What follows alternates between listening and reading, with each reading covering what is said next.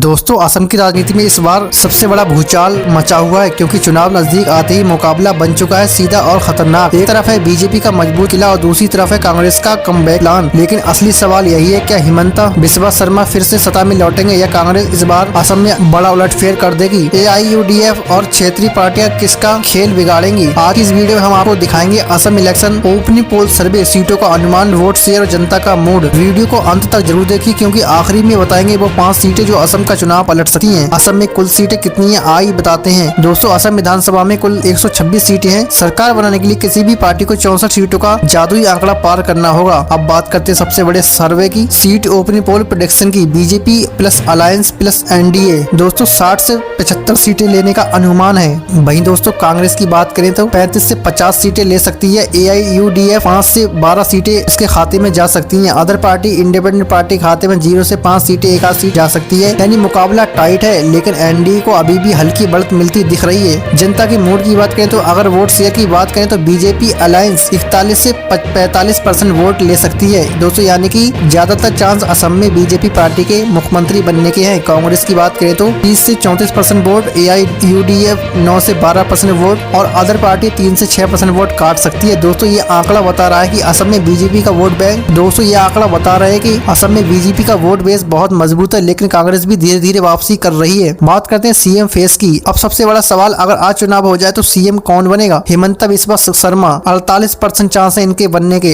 कांग्रेस का चेहरा 28%, AIUDF 8%, कोई नहीं, यानी कि कंफ्यूजन है अभी। दोस्तों अदर पार्टी तो 16% चांस है, इसको तो मैं कोई बन ही नहीं सकता। यानी हिमंता शर्मा अभी भी जनता से सबसे बड़ा चेहरा है। वहीं बीजेपी की ताकत की बात करें तो दोस्तों बीजेपी की सबसे बड़ी ताकत है मजबूत संगठन, सरकारी योजनाओं का असर, हिंदुत्व और राष्ट्रवाद, इंफ्रास्ट्रक्चर और रोड प्रोजेक्ट। हिमंता शर्मा की तेज पॉलिटिक्स और सर्वे के अनुसार बीजेपी को सबसे बड़ा ज्यादा सपोर्ट मिल रहा है अपर असम, शहरी इलाके, युवा वोटर्स, मध्यम वर्ग के वोटर का भी मिल रहा है। कांग्रेस की ताकत की बात करें तो अब बात करते हैं कांग्रेस की ताकत की, तो कांग्रेस को फायदा मिल रहा है महंगाई मुद्दे से, बेरोजगारी मुद्दे से, ग्रामीण नाराजगी से, लोकल नेताओं की वापसी से। लेकिन कांग्रेस की सबसे बड़ी उम्मीद है एंटी इंकुबेंसी, यानी सरकार के खिलाफ जनता की नाराजगी। AIUDF किसका गेम बिगाड़ेगी? दोस्तों असम में AIUDF भी भूमिका बहुत अहम हो जाती है क्योंकि AIUDF का वोट बैंक मुख्य मुस्लिम क्षेत्रों में मजबूत है। बैरक वैली में असर, लोअर असम में भी पकड़ है काफी ज्यादा, और यही वजह है कि AIUDF कांग्रेस के वोट काट सकती है, यानी कि बीजेपी के खिलाफ गठबंधन को मजबूत भी कर सकती है। यानी AIUDF चुनाव में किंग मेकर बन सकती है। असम चुनाव के बड़े मुद्दे की बात करें तो दोस्तों में लोगों से पूछा गया कि असम में सबसे बड़ा मुद्दा क्या है। टॉप मुद्दे निकाले गए, बेरोजगारी, महंगाई, NRC और CAA, घुसपैठ का मुद्दा, बाढ़ की समस्या, कानून व्यवस्था, शिक्षा और व्यवस्था। लेकिन सबसे ज्यादा चर्चा में है बेरोजगारी और महंगाई क्योंकि युवाओं में नाराजगी बढ़ती दिख रही है। बीजेपी की कमजोरी की बात करें तो बीजेपी की सबसे बड़ी कमजोरी मानी जा रही है एंटी इंक्यूबेंसी, ग्रामीण इलाकों में नाराजगी, बाढ़ और राहत व्यवस्था, महंगाई और बेरोजगारी का दबाव। यानी सरकार का काम मजबूत है लेकिन जनता सवाल भी पूछ रही है। कांग्रेस की कमजोरी की बात करें तो कांग्रेस की सबसे बड़ी समस्या मजबूत सीएम फेस की कमी, यानी कि दोस्तों कांग्रेस के पास कोई असम में सीएम फेस के लिए कोई ऐसा नेता नहीं है। संगठन कमजोर है, अंदरूनी गुटबाजी नहीं है, जनता में भरोसे की कमी। दोस्तों बीजेपी पार्टी पर जनता का बहुत ही ज्यादा भरोसा है, लेकिन दोस्तों कांग्रेस पार्टी पर बिल्कुल नहीं। यही कारण है कि कांग्रेस के वोट बढ़ने के बावजूद सीटें कम हो रही हैं। 5 हाई वोल्टेज सीटों की बात करें दोस्तों, अब आते हैं सबसे अहम पार्ट पर। असम की 5